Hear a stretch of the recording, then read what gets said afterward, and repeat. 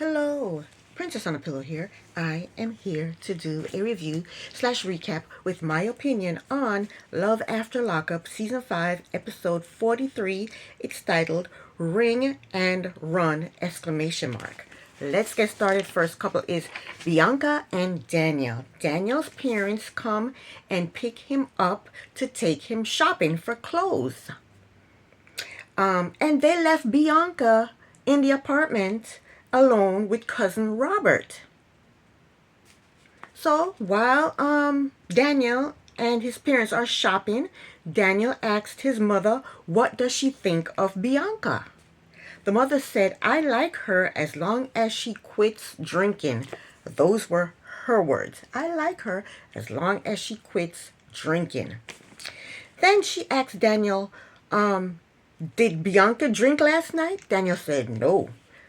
She wasn't drinking last night. What she was trying to do last night was trying to make a baby. That's what she was doing last night.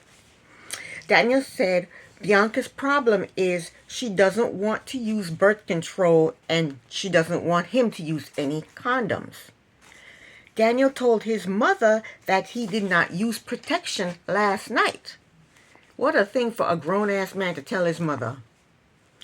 His mother told him that was dumb on your part. And that's what I said. The last review I did, that's what I said. Because the last episode, Daniel kept saying how irresponsible Bianca was.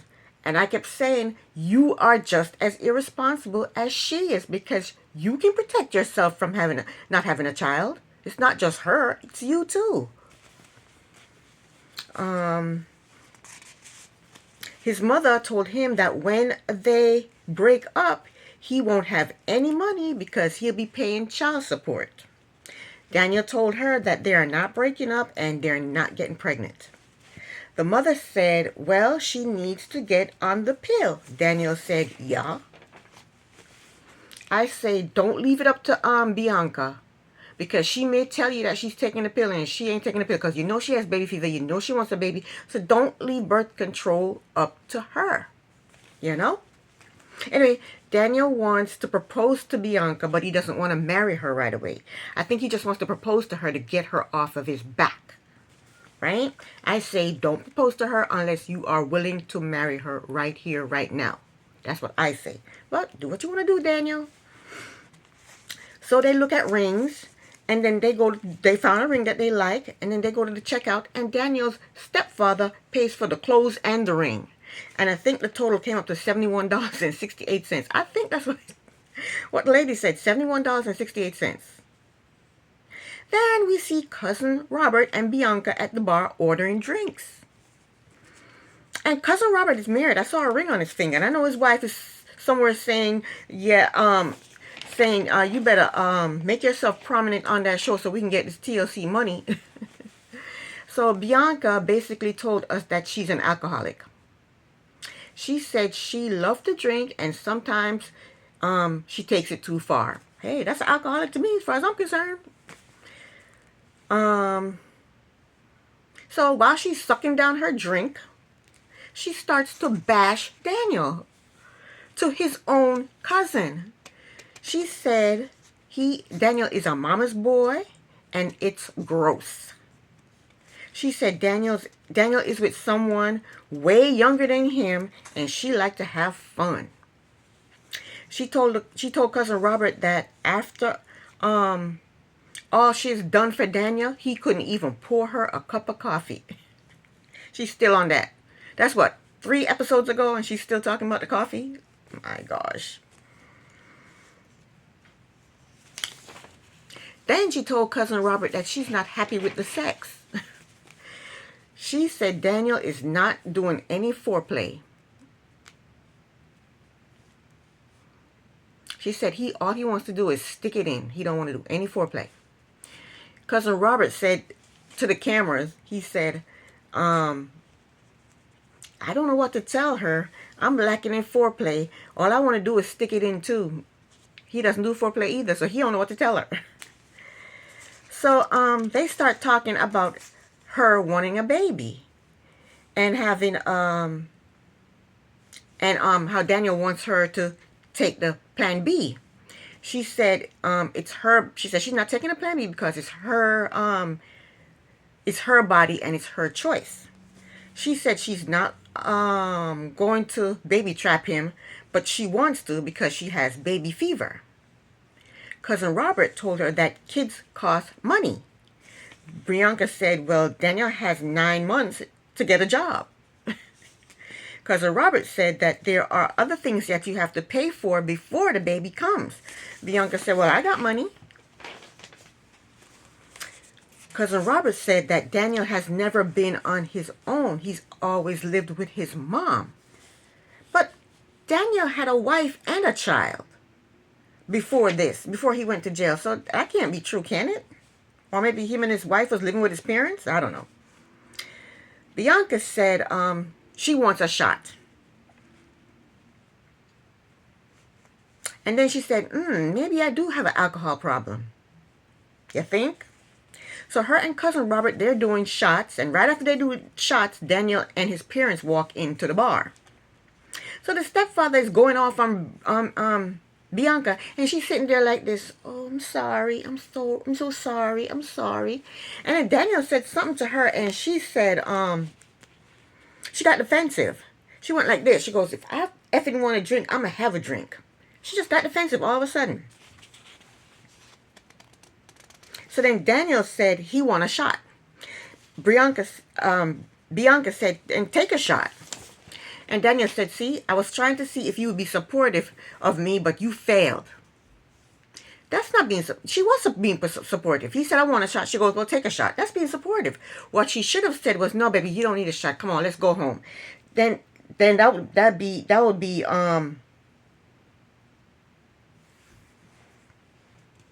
looking out for him.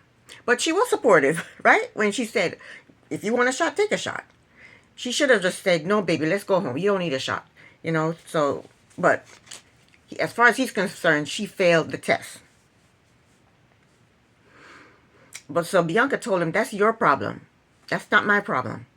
If I didn't fail a test, if you have a problem, you have a problem. Don't take it out on me. Don't make your problem be my problem.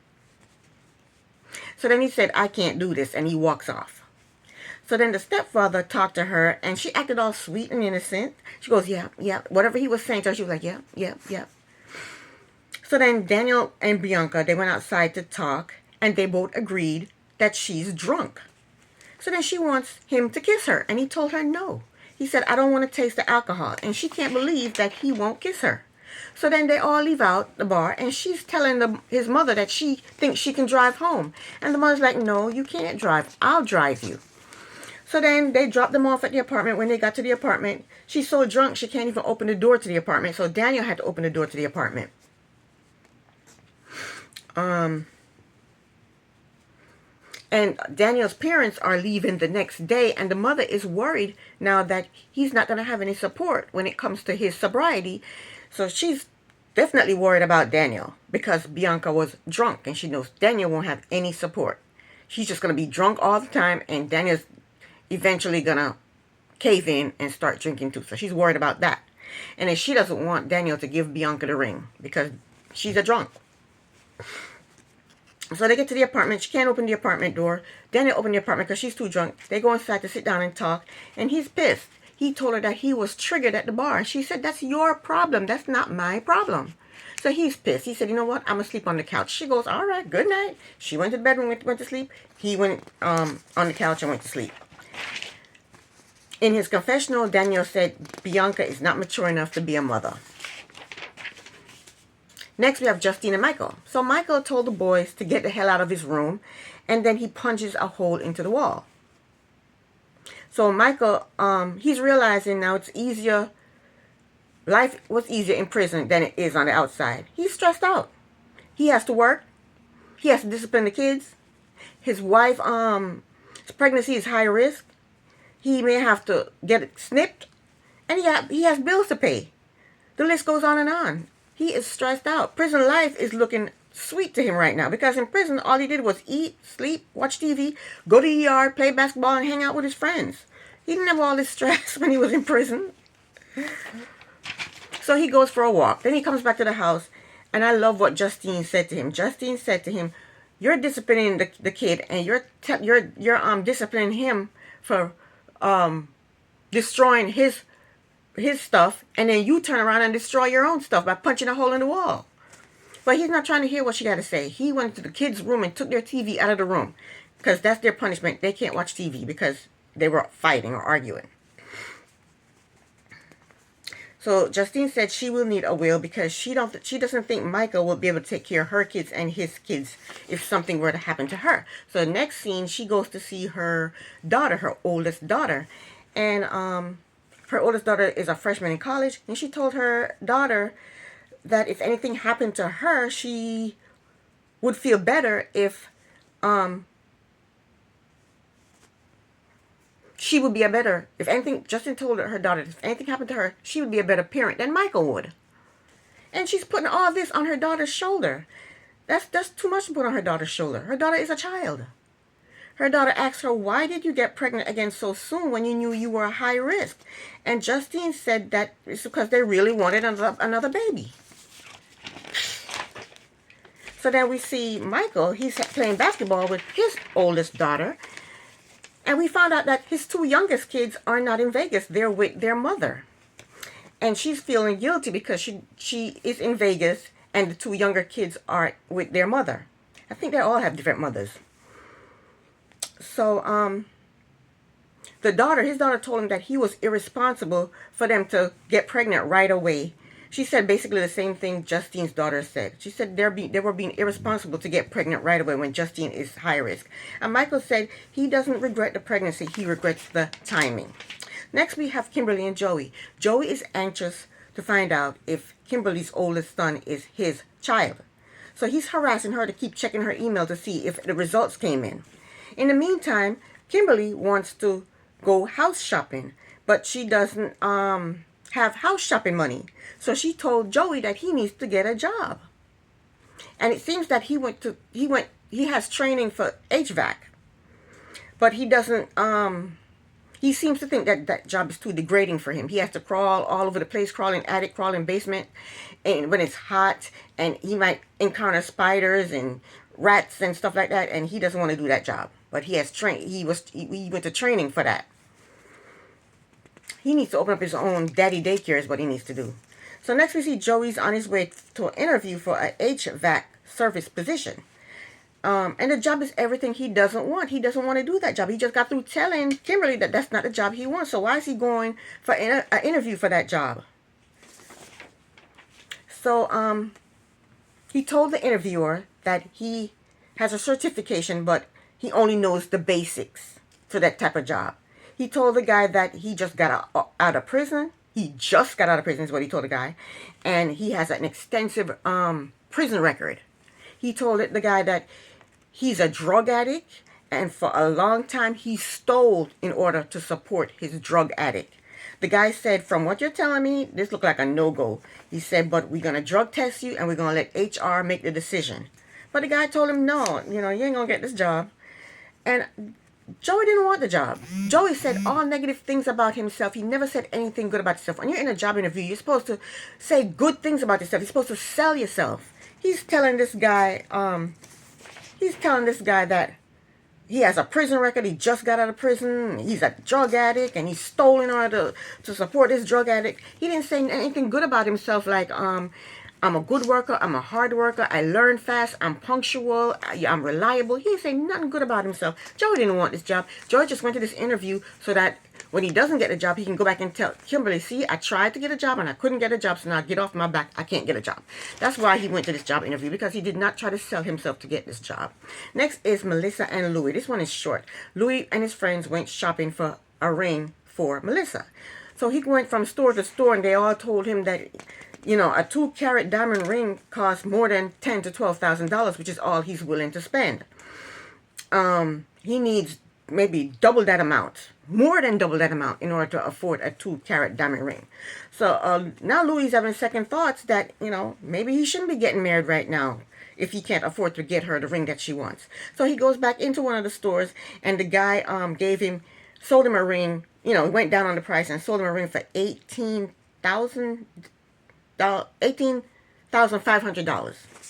And that was the end of them. Next is Brittany and Key-Rock. Brittany and Key-Rock are complaining about living in a motel. I say shut the hell up. At least you have a roof over your head. You're not homeless. Shut up. They're the ones that caused this problem in the first place. They didn't do what they were supposed to do. They didn't wait to get approval before packing their crap up to move to Texas. They caused this problem on themselves. So shut the hell up. So we found out that Key-Rock was released from his probation. He can go anywhere the hell he want to go, but Brittany is the one that's not cleared. So then we see them driving. They're on the way. I think she went to the PO office. I think that's where she went to find out her status. And when she goes to see her PO, and she's dressed like a skank. Her outfit she looks horrible. She needs to put on some clothes. She looks disgusting. Why would you go to the PO looking like a skank? No wonder he turned you down. So we found out that they turned her down. She can't go nowhere. Key-Rock can go to Texas, but she can't go. But it seems that she can either stay with her aunt. She can stay with her aunt. They're going to submit her paperwork for 45 more days. So she can either stay with her aunt for 45 days, and Key-Rock can go to Texas because he has a job waiting on him. And they're only going to be separated for 45 days. Or they can go ahead and get married. So they're acting like it's such a big deal. It's really not a big deal. They have options. And plus, I really don't care because they caused this problem all on their own. Last but not least, we have Zaria and Troy. Zaria forced Troy to go see her damn psychic. She said that She said that they're broke, but they're spending money on a psychic. Because I'm pretty sure the psychic is a friend, but I'm pretty sure she has to pay the psychic, right? Where are their priorities? You're going to pay a psychic, but you're not going to pay your bills? Anyway, when they get to the psychic, these are the words I heard the psychic say. She said, painful ending, chaos, destruction, and somebody's having a fling with an ex, and it's not the baby mother. Troy said the psychic is full of crap. Zaria, she got mad. She got up and she walked out because she heard somebody's having a fling, and it's not the baby mother they're having a fling with. So she gets up, she gets mad, and she gets up and she walks out of the psychic reading. Troy followed her outside, and she asked him if he's cheating on her. And this is so fake because she's a horrible actress. She's a horrible actress. You could tell that this is a stupid storyline, stupid fake storyline. So she asked him if he's cheating. He told her no, he's not cheating. She asked him if he's talking to any other women, and he said no. She said he's always texting somebody. She don't know who he's texting. He's always texting somebody. And he told her no, he's not cheating. And Troy wouldn't cheat. Troy is afraid of Zaria. He wouldn't cheat. He's terrified of her. So they argue some more. Then they make up, and then they go inside to hear what the psychic had to say. And the psychic told Zaria that Troy is not cheating right now. And I don't know what else she told them because my TV started freezing up on me. So next we see them driving. They drive to her parents' house to have dinner, and they're sitting down eating, and they told the parents that, the business is not going well. They don't have any kids, and they need kids to attend the program so that they can get funding. So the mother told them that the devil is trying to come between them and will cause confusion and will tear down what they're trying to build. She asked them how are they going to handle the devil because they want them to come back to the church. That's what they want them to do, to, come back and, be pastors in the church or be active in the church. So the mother said, the devil is going to be on you. What are you going to do to prevent the devil from, messing with you? And Zaria told the parents, well, I'm seeing a psychic. And they're like, what? And then the mother said, I don't know if that's her father or not. They don't look nothing alike. Zaria does not look like nothing like that man. But the mother told her that they have been married for 34 years. And the only thing that kept her from murdering him was her faith in God. But Zaria not trying to hear anything her mother has to say. Zaria is going to put her faith in the psychic because she said everything the psychic has told her has come true. So she ain't listen to anything her mother. She's not listening to anything her mother is saying. She's going to always listen to her psychic. And that was the end of the episode. This is the end of my review. Thank you so very much for watching. Princess on a Pillow here. Bye.